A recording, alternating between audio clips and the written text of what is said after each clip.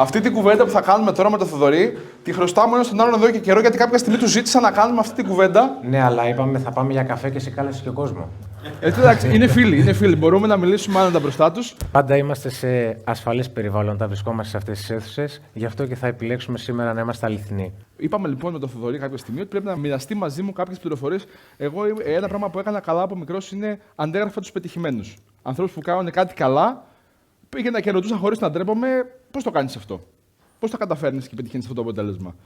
Και έβγαζα τον εγωισμό στην άκρη και προσπαθούσα να αντιγράψω όσο μπορούσα αυτό το οποίο μου είπαν. Οπότε κάποια στιγμή του λέω: θέλω να κάτσουμε να κάνουμε μια κουβέντα, γιατί κάποια πράγματα τα κάνεις ασυνείδητα σωστά και θέλω να κλέψω από την επιτυχία σου.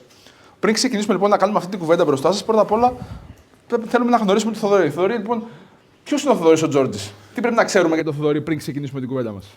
Λίγα πράγματα, γιατί τα υπόλοιπα θα τα πούμε σήμερα. Είμαι 43 χρονών, είμαι ο Θοδωρής ο Τζόρτζης. Ζω και εργάζομαι στα Ιωάννινα, κατάγομαι από Ιγουμενίτσα. Έχω μία κόρη, τη Θέλμα, μία υπέροχη κόρη, η οποία με ακολουθεί σε ό,τι και αν κάνω στα εκπαιδευτικά και είναι πάντα μέσα σε όλα. Και είμαι ένας άνθρωπος ο οποίος έχω επιλέξει να απολαμβάνω τη ζωή συνειδητά. Πριν από αυτό όμως, χρειάστηκε να πάρω κάποιες αποφάσεις. Το πρώτο που θα ήθελα να σε ρωτήσω, και το έχω σαν απορία καιρό γι' αυτό, είναι το κομμάτι της προσεγμένης εμφάνισης και του στυλ. Είναι κάτι που είναι στάση ζωής ή είναι κάτι που πρέπει να το κάνεις γιατί πρέπει, για σένα? Ωραία ερώτηση. Λοιπόν, θα απαντήσω ξεκάθαρα ότι είναι στάση ζωής. Έχω την ευλογία να μεγάλωσα σε μια πολύ όμορφη οικογένεια, σε μια υπέροχη οικογένεια, η οποία με δίδαξε στο να παρουσιάζομαι στον κόσμο με ένα συγκεκριμένο στυλ, με μια συγκεκριμένη εμφάνιση, γιατί είναι πάρα πολύ σημαντικό, ήταν τότε πάρα πολύ σημαντικό το τι θα πει ο κόσμος. Είναι ένας προγραμματισμός που έχω δεχθεί από την παιδική μου ηλικία, ο οποίος με ακολουθεί και στη συνέχεια της ζωής μου. Βέβαια, στην πορεία της ζωής μου, αυτό άρχισε να έχει ουσία και σημαντικότητα σαν κακός προγραμματισμός, να έχω φτάσει στο σήμερα να τον έχω κάνει έναν καλό προγραμματισμό, λειτουργικό για εμένα, ο οποίος με βοηθάει στις σχέσεις μου. Μια παύση εδώ. Σαν να παγώνουμε την κουβέντα που γίνεται εδώ και γυρίζω σε εσάς. Τι είπε ο Θοδωρής? Είπε: είχα έναν προγραμματισμό, η οικογένειά μου έμαθε να παρουσιάζομαι όπως πρέπει, γιατί σκεφτόμασταν τι θα πει ο κόσμος. Okay. Ποιος νιώθει ότι κάτι αντίστοιχο προγραμματισμό μπορεί να έχει και ο ίδιος από την οικογένειά του? Αυτό είναι κάτι που στις μικρές κοινωνίες γίνεται πολύ. Okay. Και κινούμαστε με βάση τον προγραμματισμό μας. Το ζήτημα είναι αν αυτόν τον προγραμματισμό θα τον κάνουμε να λειτουργήσει υπέρ μας και θα τον κάνουμε εργαλείο, ή θα το κάνουμε βαρύδιο που θα το κουβαλάμε σε όλη μας τη ζωή και θα το κάνουμε να είναι βάρος και στην ψυχολογία μας και στην ψυχή μας. Ο Θοδωρής λοιπόν αυτό που το πήρε σαν προγραμματισμό, το χρησιμοποίησε έτσι, που το έκανε ένα πανίσχυρο όπλο για αυτόν και το έκανε εργαλείο. Okay. Έχω γράψει κάποια πράγματα που θα το ρωτήσω, γιατί είναι και πολλά. Γιατί όπως καταλάβατε, ρωτάω πολύ, μιλάω πολύ, όλα με πάθος. Μας αρέσει να σας ακούμε. Λοιπόν, τι ρόλο παίζει η πρώτη εικόνα, η πρώτη εντύπωση και πόσο δύσκολο είναι να αλλάξει μετά με κάποιον άνθρωπο? Όταν ερχόμαστε σε επαφή λοιπόν με έναν άνθρωπο πρώτη φορά, κάνουμε μια πρώτη εντύπωση. Πόσο σημαντική είναι αυτή και αλλάζει μετά? Είναι πάρα πολύ σημαντική, αλλά δεν είναι και καταλυτική. Okay. Όπως ανέφερε και ο Γιώργος ο Κούτρας στη δική του παρουσίαση, τα 7 πρώτα δευτερόλεπτα είναι πάρα πολύ σημαντικά. Εκεί ο άνθρωπος που έχεις απέναντί σου σχηματίζει μια γνώμη για σένα, μια εικόνα, όπου μετά τα 7 δευτερόλεπτα πρέπει να τον κερδίσεις με το χαρακτήρα σου, με τις γνώσεις σου και με την ευγένειά σου. Άρα, και είναι πάρα πολύ σημαντική η εμφάνιση στην αρχή, αλλά δεν είναι καταλυτική για το σύνολο της συζήτησης, μάλλον για την πορεία της συζήτησης. Okay.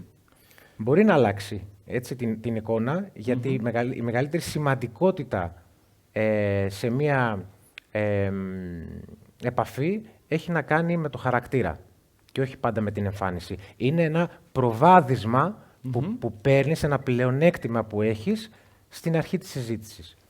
Σούπερ.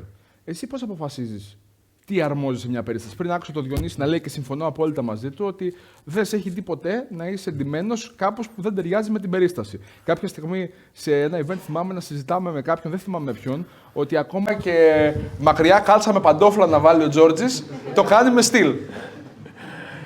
Ισχύει, το θυμάμαι. Πώς επιλέγεις λοιπόν εσύ, ποια είναι η διαδικασία, ποια είναι τα κριτήρια που επιλέγεις? Καταρχήν, από τη φύση μου είμαι πάρα πολύ παρατηρητικός. Επομένως, όταν μπαίνω σε ένα χώρο, παρατηρώ πάρα πολλά πράγματα και μου αρέσει να προσαρμόζομαι ανάλογα με το περιβάλλον. Στις συναναστροφές μας, γενικά στις επισκέψεις που πηγαίνουμε, στους χώρους που θα παρευρεθούμε, υπάρχουν κάποιοι άγραφοι κώδικες ένδυσης, όπου με την παρατηρητικότητά μου έχω δημιουργήσει μοτίβα στο μυαλό μου για το πώς εγώ θέλω να εμφανίζομαι σε αυτούς τους χώρους, πριν ακόμα συμβεί, έτσι ώστε να νιώθω όμορφα με εμένα και να μπορώ να βγάλω ένα πολύ ωραίο feeling και με τους ανθρώπους στους οποίους θα συναναστραφώ εκείνη την ημέρα. Okay. Άρα, δεύτερη παύση.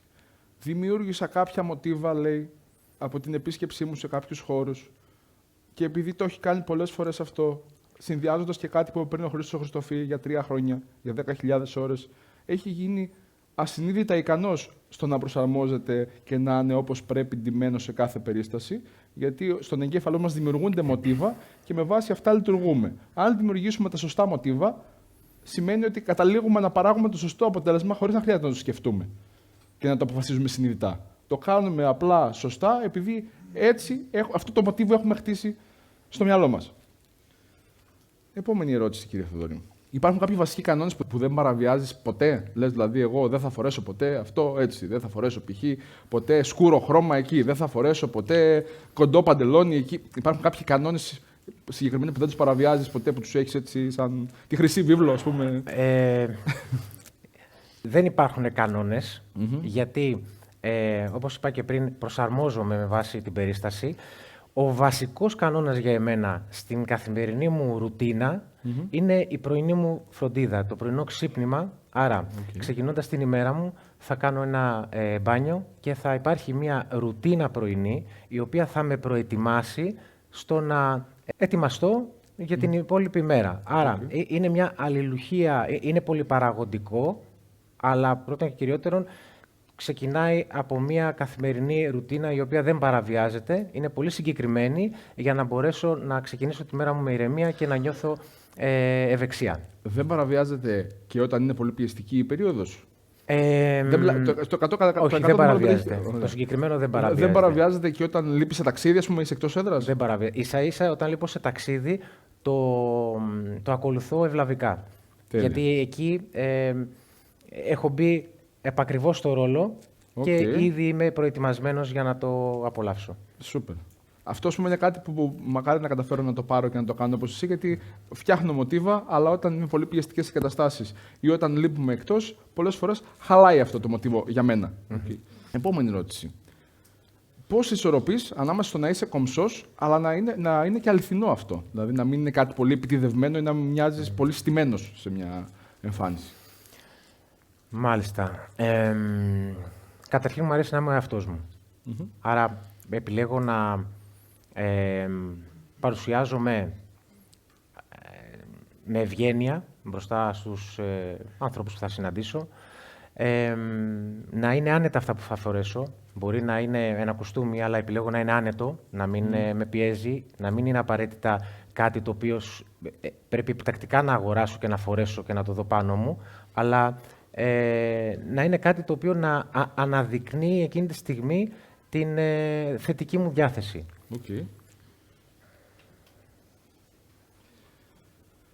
Θεωρείς ότι η εμφάνιση επηρεάζει την αυτοπεποίθησή σου? Την αυτοπεποίθηση του οποιοδήποτε ανθρώπου. Αλλά αφού μιλάμε με παρέα, τη δική σου αυτοπεποίθηση, την επηρεάζει η εμφάνιση? Θεωρώ πως η αυτοπεποίθησή μου επηρεάζει την εμφάνισή μου. Και θα σας πω τι εννοώ.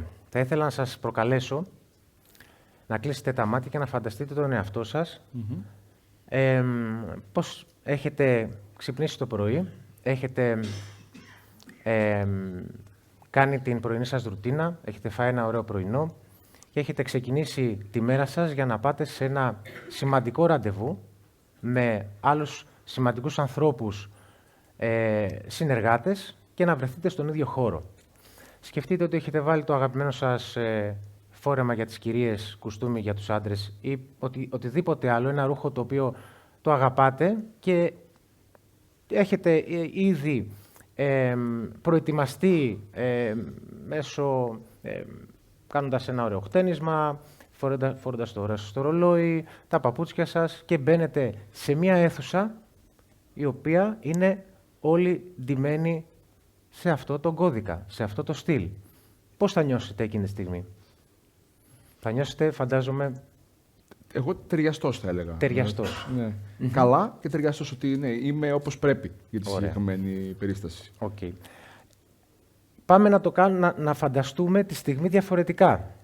Ότι έχετε ξυπνήσει τελευταία στιγμή, έχετε φορέσει ό,τι έχετε βρει μπροστά σας εκείνη τη στιγμή, είστε αργοπορημένοι και φτάνετε στο ραντεβού σας όπου οι άλλοι έχουν ξεκινήσει και μπαίνετε μέσα, ανοίγετε την πόρτα και μπαίνετε μέσα και βλέπετε μια αίθουσα γεμάτη με καλοντημένους ανθρώπους και εσείς νιώθετε εκείνη τη στιγμή λιγότερο από τον κώδικα του περιβάλλοντος.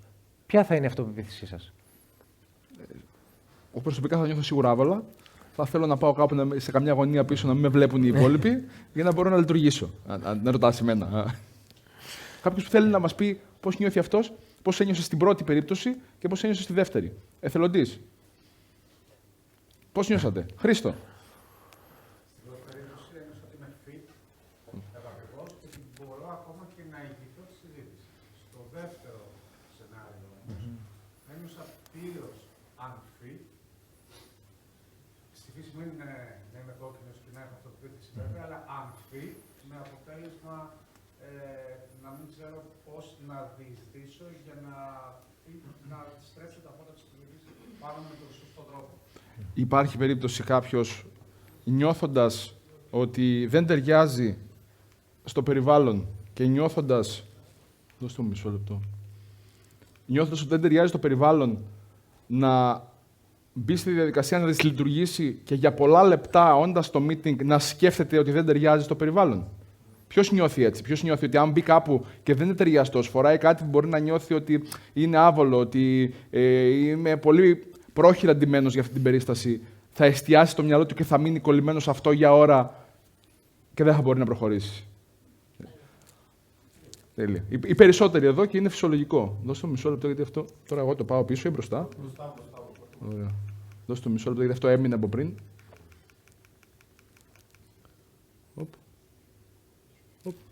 Εδώ έπρεπε να είμαστε, αλλά δεν εστιάσαμε σε αυτό. Γιατί δεν έχει σημασία και αυτό, αν κάτι δεν το παρατηρήσεις, δεν έχει σημασία. Αν το παρατηρήσεις, σου χαλάει το μυαλό. Δηλαδή, εγώ κάποια στιγμή πριν λίγο, την ώρα που γινόταν αυτό, συνειδητοποίησα ότι αυτό είναι εκεί και για κάποια δευτερόλεπτα έφυγα από αυτό που κάναμε με τον Θοδωρή και είχα στο νου μου ότι πρέπει να φτιάξω αυτό εκεί. Το ίδιο συμβαίνει και με την εμφάνιση. Το ίδιο συμβαίνει και αν λερωθεί το ρούχο που φοράς. Ειδικά για κάποιες ομάδες ανθρώπων. Okay, οπότε, αν είσαι όπως πρέπει, φτιάχνεις τις συνθήκες για να είναι το focus εκεί που πρέπει, να νιώσεις αυτοπεποίθηση και να μπορείς να λειτουργήσεις με τον καλύτερο δυνατό τρόπο. Αλλά επειδή υπάρχει και αυτό που μας είπε πολύ ωραίο ο Γιώργος Κούτρας πριν, το 90-10, συμβαίνουν πράγματα. Θα συμβεί φορά που δεν θα είσαι όπως πρέπει. Θα πας κάπου απροετοίμαστος γιατί δεν ήξερες, θα γίνει κάτι και θα λερωθείς, θα βραχείς και θα πρέπει να ανταποκριθείς στην περίσταση όπως πρέπει. Άρα γιατί 10% είναι τι συμβαίνει, 90% είναι πώς αντιδράς σε αυτό που συμβαίνει. Επομένως, η αυτοπεποίθηση είναι αυτή που επηρεάζει και την εμφάνιση. Σωστά. Το δεύτερο πράγμα που χαρακτηρίζει τον Θοδωρή, με τον οποίο να πω ότι γνωριζόμαστε από το 2013, γνωριζόμαστε από την ίδια επιχειρηματική ευκαιρία που γνωριστήκαμε και με τον Χρήστο Χριστοφή και με τον Διονύση και με πολλούς άλλους ανθρώπους, Δεν ήμασταν στο ίδιο δίκτυο τότε. Παρ' όλα αυτά υπήρχε γνωριμία, εκτίμηση, ταξιδεύαμε μαζί, εκπαιδευόμασταν μαζί και κάποια στιγμή ήρθε ο καιρός να συνεργαστούμε κιόλας. Κάτι που ήταν κοινός παρανομαστής για τον Θοδωρή όλα αυτά τα χρόνια ήταν ότι ήταν ένας άνθρωπος που τον έβλεπα να ζει τις στιγμές και να τις απολαμβάνει και να τις ζει με πάθος. Δηλαδή, πηγαίναμε ένα ταξίδι, όταν ήταν μέσα στο event, ήταν ο τέλειος μαθητής, συγκεντρωμένος, έγραφε, ήταν εκεί laser focus αυτό που γινόταν. Όταν είχαμε ένα πάρτι, ήταν αυτός που θα έπαιρνε το ποτό του, θα χόρευε πιο πολύ από όλους, θα πείραζε τους άλλους, θα έκανε πλάκα. Όταν πηγαίναμε να κάνουμε μια δραστηριότητα αθλητική, θα ήταν εκεί μαζί 100% αθλητής. Πάντα, ό,τι κάνει, το ζει στο μέγιστο δυνατό βαθμό. Και είναι κάτι το οποίο εξίσου είναι challenge για μένα, γιατί δεν καταφέρω να το κάνω, δεν καταφέρω να αποσυνδεθώ από την καθημερινότητα πολλές φορές ή από αυτό που τρέχει στο μυαλό μου και να ζήσω τη στιγμή. Ο Θοδωρής αυτό το κάνει πολύ καλύτερα από μένα και καταφέρνει και μπαίνει στις στιγμές και τη ζει πολύ περισσότερο. Οπότε η δεύτερη κατηγορία ερωτήσεων που έγραψα, που ήθελα να σε ρωτήσω πάντα, είχαν να κάνουν με αυτό. Είχαν να κάνουν με το τι σημαίνει για σένα ζω τη στιγμή. Πώς δηλαδή λειτουργεί ο Θοδωρής μέσα σε εμπειρίες. Για παράδειγμα, είμαστε σε ένα μεγάλο εκπαιδευτικό κάπου και έχουμε ένα εκπαιδευτικό και έχουμε και ένα πάρτι και είναι και παρέα ανθρώπων κτλ. Πώς λειτουργεί ο Θοδωρής μέσα σε αυτό. Μου αρέσει να απομονώνω τους ήχους, τους θορύβους, την πολλή φασαρία και να είμαι συνειδητά εκεί στη στιγμή. Να μπορώ να ρουφήξω όσο περισσότερα πράγματα από αυτό που έχει να μου δώσει η στιγμή και να μην τρέχει το μυαλό μου σε πράγματα τα οποία δεν είναι ουσίας για να χάσω αυτό που συμβαίνει. Mm-hmm. Το άλλο που θέλω να σε ρωτήσω σχετικά με αυτό είναι το εξής. Όταν ταξιδεύεις ή όταν πας σε ένα. Είτε αυτό είναι ταξίδι για διακοπές, είτε είναι event. Τι θεωρείς πιο σημαντικό, το να έχεις ένα πρόγραμμα σε αυτό που έχεις να κάνεις ή τη ροή της στιγμής. Πας δηλαδή όπως σε πάνε καταστάσεις, αν προκύψει κάτι, μια ευκαιρία να περάσεις καλά ή μια ευκαιρία να μάθεις κάτι ακόμα, ακολουθείς τη στιγμή ή λες αυτό είναι το πρόγραμμα και θα πάω με το πρόγραμμα. Συνήθως ακολουθώ το flow, τη ροή. Πάντα υπάρχει ένα πρόγραμμα το οποίο είναι εκεί για να εξυπηρετηθεί, αλλά η πρόκληση για εμένα είναι να ξεφύγω από το πρόγραμμα και να ζήσω στιγμές οι οποίες είναι πρόκληση. Είναι κάτι το διαφορετικό από τη στάνταρ λίστα, το bucket list που πρέπει να κάνεις σε ένα ταξίδι. Θέλω να υπάρχει μια εμπειρία, να υπάρχει μια δυνατή ανάμνηση η οποία έχω δημιουργήσει εκείνη τη στιγμή. Άρα ψάχνεις νέες κορυφές να ανακαλύψεις και νέα πράγματα. Έτσι, σωστά. Παρένθεση. Πολλές φορές φτιάχνουμε μοτίβα και προγράμματα που έχουν να κάνουν με την καθημερινότητά μας, με τη ρουτίνα μας και κυρίως εδώ αναφέρομαι στους γονείς. Υπάρχουν μοτίβα τα οποία ακολουθούμε με τα παιδιά. Πολλές στιγμές, όταν είναι να ζήσουν μια καινούργια εμπειρία, όταν είναι να συνδεθούν με έναν άνθρωπο που τον αγαπούν πολύ, δεν πειράζει κάποιες μέρες να φύγετε από τη ρουτίνα. Η ρουτίνα προσφέρει ασφάλεια στα παιδιά, απλά θέλει και μια ισορροπία. Κάποιες στιγμές θα είναι να ζήσουν κάτι που δεν έχουν ξαναζήσει, που θα το θυμούνται για πάντα, που θα χτίσουν καινούργια συναισθήματα, που θα δουν έναν άνθρωπο που αγαπούν πολύ.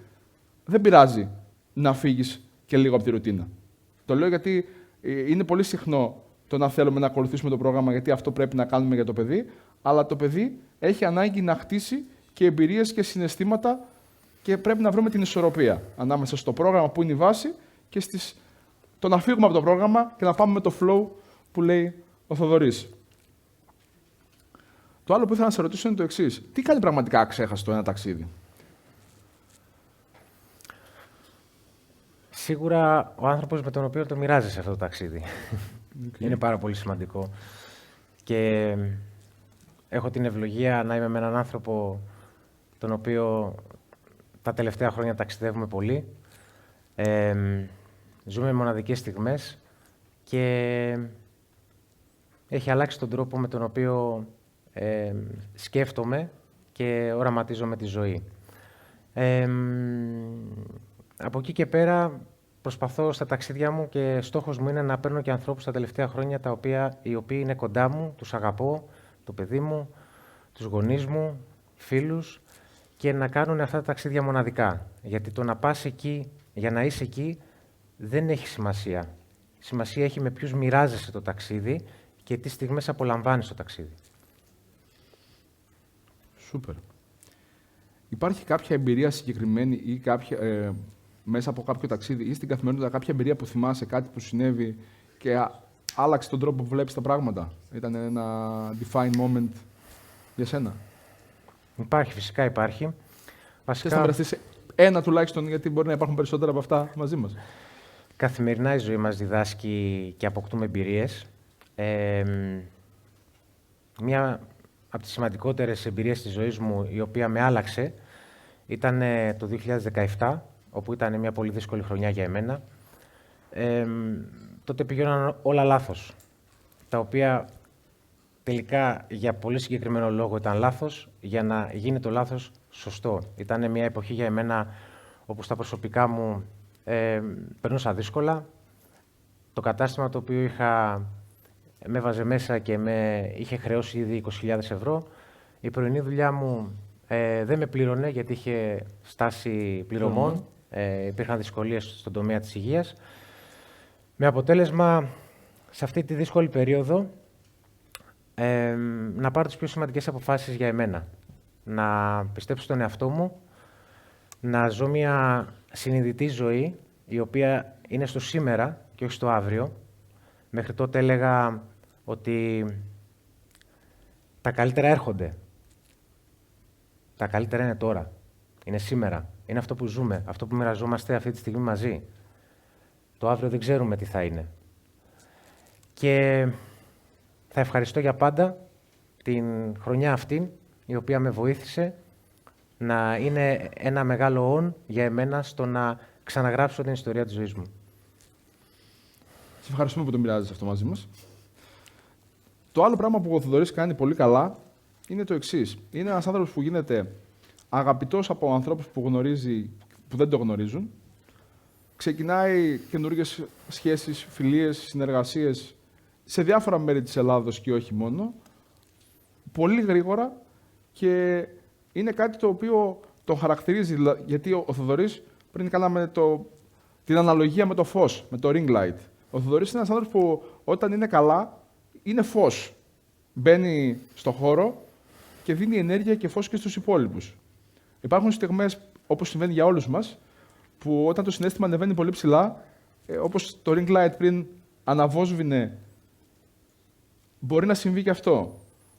Ο Θοδωρής όμως καταφέρνει, όσο περνάνε τα χρόνια, όλο και περισσότερο, να ανάβει συνειδητά το διακόπτη και να είναι on, όταν καταλαβαίνει με τον ένα ή τον άλλο τρόπο, με βοήθεια ή χωρίς ότι αναβοσβήνει, να σβήνει και να ξανανάβει για να μπορεί να λειτουργήσει.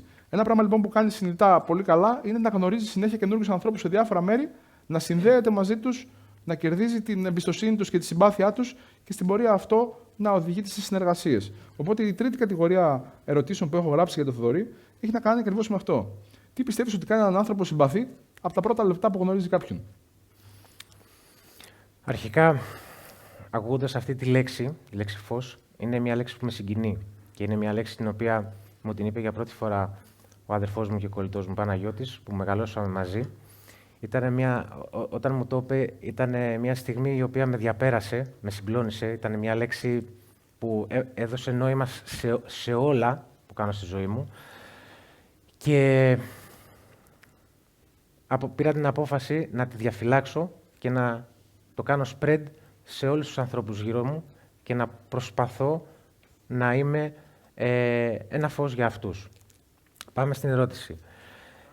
Είπες... Τι κάνει έναν άνθρωπο συμπαθή στην πρώτη επαφή, στα πρώτα λεπτά, δευτερόλεπτα? Πιστεύω ακράδαντα ότι η ευγένεια είναι κάτι η οποία δεν περνάει απαρατήρητη. Το χαμόγελο και η αλήθεια είναι αυτά τα τρία χαρακτηριστικά που επιλέγω να παρουσιάζω στα πρώτα λεπτά μιας συνάντησης. Είναι πάρα πολύ σημαντικό για εμένα, νιώθω τεράστια ευθύνη όταν επισκέπτομαι έναν άνθρωπο, να είμαι απέναντί του κάτι όμορφο, κάτι το οποίο θα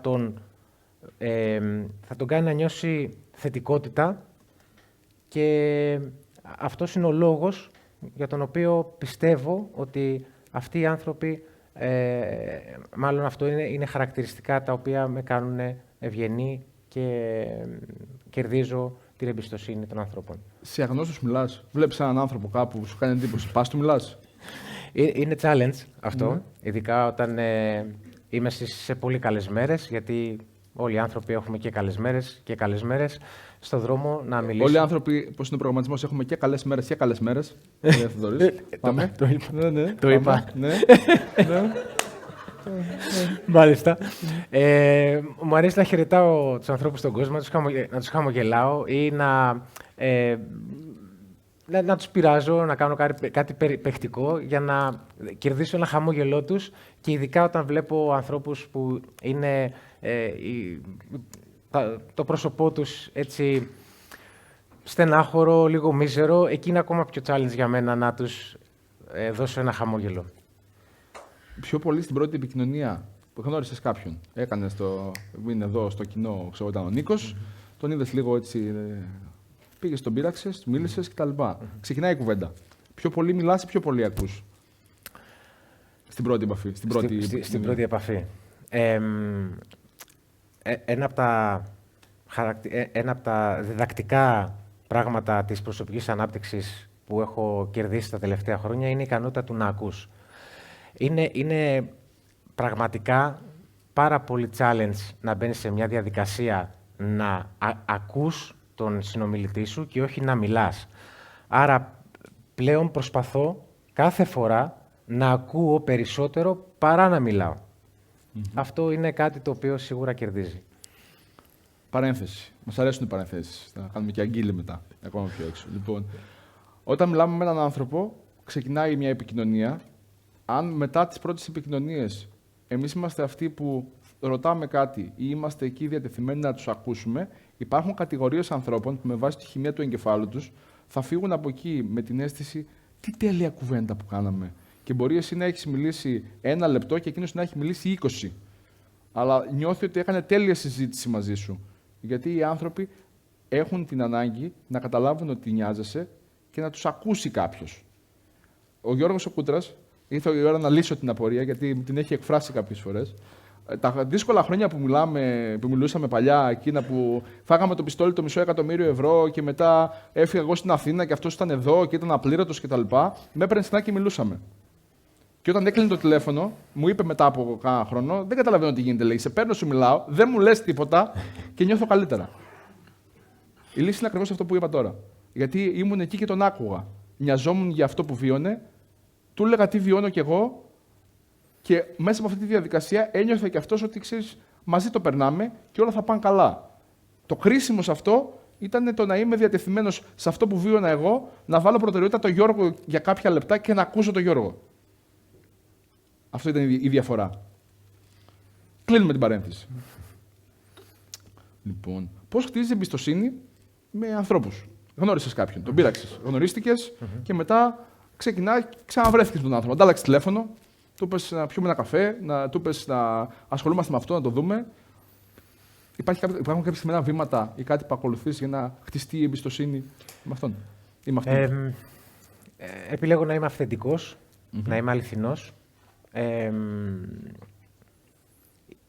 Ειδικά στο κομμάτι το επαγγελματικό, γιατί αυτό είναι και ένα αρκετά δύσκολο κομμάτι στο να κερδίσεις την εμπιστοσύνη ενός συνεργάτη από τα πρώτα λεπτά. Είναι κάτι το οποίο θέλει να ακολουθήσεις τη συνταγή της επιτυχίας. Είναι κάτι πολύ συγκεκριμένο. Αρχικά, το να μπαίνεις σε ένα χώρο και να αναγγέλνεις το όνομά του συνέχεια στη συζήτηση, του δείχνεις ότι νοιάζεσαι για αυτόν.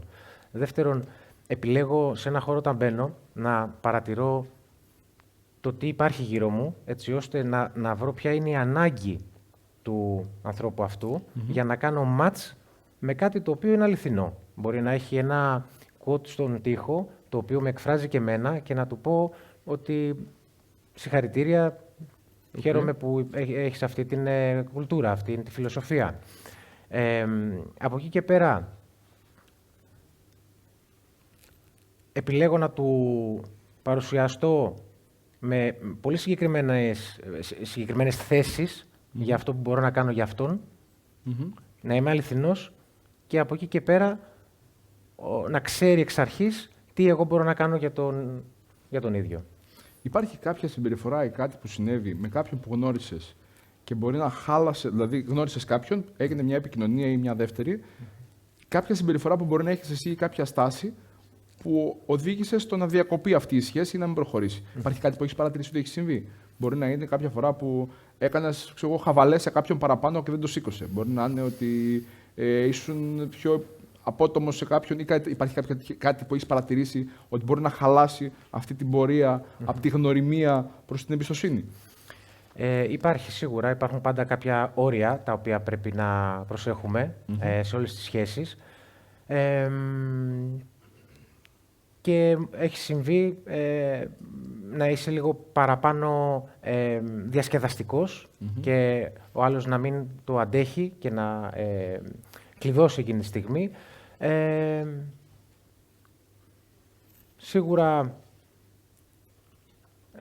μου αρέσει να παίζω πάντα στα όρια, για να μεγαλώνω και τα όρια του συνομιλητή μου ή του ανθρώπου με τον οποίο συνεργάζομαι και να δω μέχρι που μπορώ να φτάσω. Πάντα προσπαθώ να είμαι προσεκτικός όμως, χωρίς να ξεπερνάω τα όρια. Κλασική μας παρένθεση. Όσοι γνωρίζετε το τεστ προσωπικότητας των χρωμάτων, οι μπλε έχουν την τάση να παίζουν με τα όρια. Και έχουν την τάση καμιά φορά να τα ξεπερνάνε λίγο με το χαβαλέ προς ανθρώπους που δεν γνωρίζουν. Και αν οι άλλοι είναι κάποιο άλλο χρώμα, είναι άνθρωποι που τους αρέσει πιο πολύ να έχουν τον έλεγχο, να είναι λίγο συναισθηματικά αποστασιοποιημένοι κτλ. Το πολύ χαβαλές κάποιες φορές μπορεί να οδηγήσει να πει ότι εγώ δεν θέλω να έχω παρεδώσει με αυτόν, γιατί δεν είμαι έτσι. Οπότε οι μπλε έχουν τον κίνδυνο του πολύ χαβαλέ. Οι πράσινοι, οι πιο αναλυτικοί, οι πιο στημένοι, έχουν τον κίνδυνο του πολύ στημένου, του πολύ μονότονου κτλ. Οπότε ανάλογα σε ποια κατηγορία ανήκουμε, στη φάση της γνωριμίας και του να χτίσουμε μια σχέση, μπορεί κάπου να χαθεί αυτό και να χάσουμε αυτή την καινούργια γνωριμία που κάναμε. Λοιπόν. Και τελευταία ερώτηση για τώρα είναι η εξής.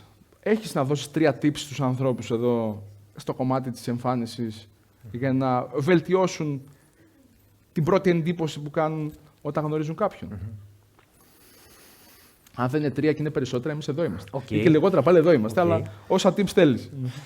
Λοιπόν, θα πρότεινα να βρείτε συνήθειες οι οποίες χτίζουν την αυτοπεποίθησή σας, να βρείτε πράγματα τα οποία χτίζουν στάση στην καθημερινότητα, να πιστεύετε περισσότερο στον εαυτό σας μέσω της αυτοομιλίας. Είναι πάρα πολύ ωραίο να μιλάμε στον καθρέφτη μας για να βλέπουμε αυτό το μικρό το λιονταράκι πώς μπορεί να μεγαλώνει και να είναι ένα μεγάλο λιοντάρι και να πιστεύεις στον εαυτό σου και στις ικανότητές σου. Επίσης, να αγαπάτε τους εαυτούς σας είναι πάρα πολύ σημαντικό. Είμαστε εδώ γιατί είμαστε μοναδικοί. Ο καθένας σας είναι μοναδικός. Είμαι σε μια αίθουσα με όμορφους ανθρώπους εδώ, οι οποίοι ο καθένας σας μπορεί να κάνει και κάθε μία απίστευτα πράγματα, αρκεί να το πιστέψετε. Και κλείνοντας, να είστε αληθινοί. Αυτά είναι τα 3 τα οποία μπορώ να προτείνω, να τα εφαρμόσετε για να κάνετε τη διαφορά. Θέλω να δώσουμε ένα πολύ μεγάλο χειροκρότημα στον Θοδωρή, τον Τζόρτζη. Ευχαριστούμε. Καφέ δεν ήπιαμε. Καφέ δεν ήπιαμε την επόμενη φορά.